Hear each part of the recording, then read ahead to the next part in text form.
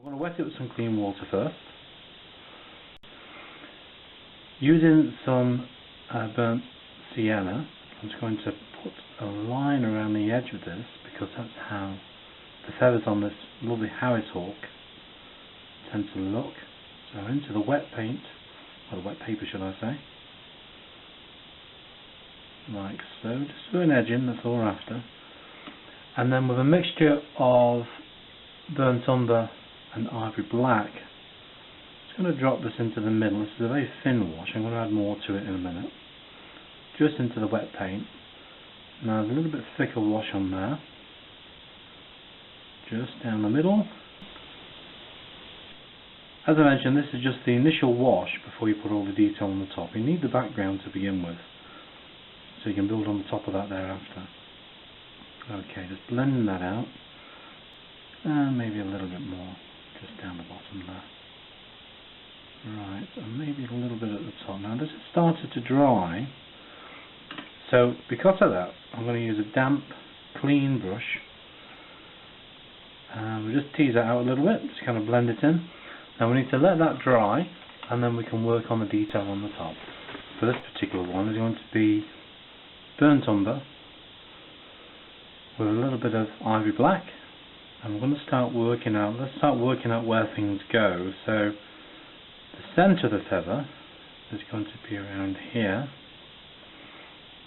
This is using my 00 brush, which is a Cotman, as you can see there.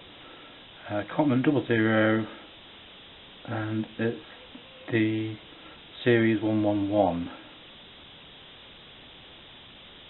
Okay, so we'll get the central line in, and what we need to look at is the direction the feathers go in. So the feathers on this side of the directions on this side of the feather go this direction.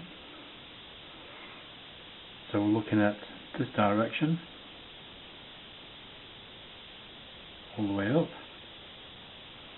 Let's make some light marks initially, and just so you can just kind of work out where things go before we start putting more detail on. And then this side obviously goes the opposite way, just barely touching the paper.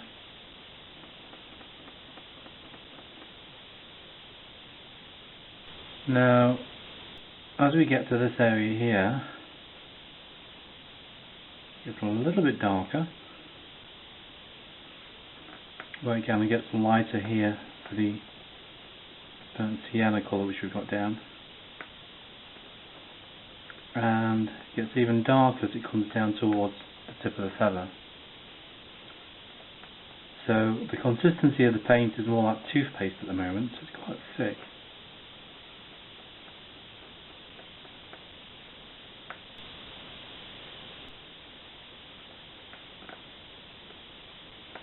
One thing you must always do is keep looking backward and forward at your reference photo, because it's easy to kind of go off course with the detail and realise afterwards that you've made a mistake.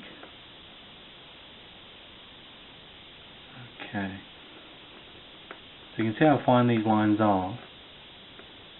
These curl over a little bit on the end here. And then looking at this part of the feather, these are quite wide, so we need to kind of pull up so the paint tapers as it comes up the paper.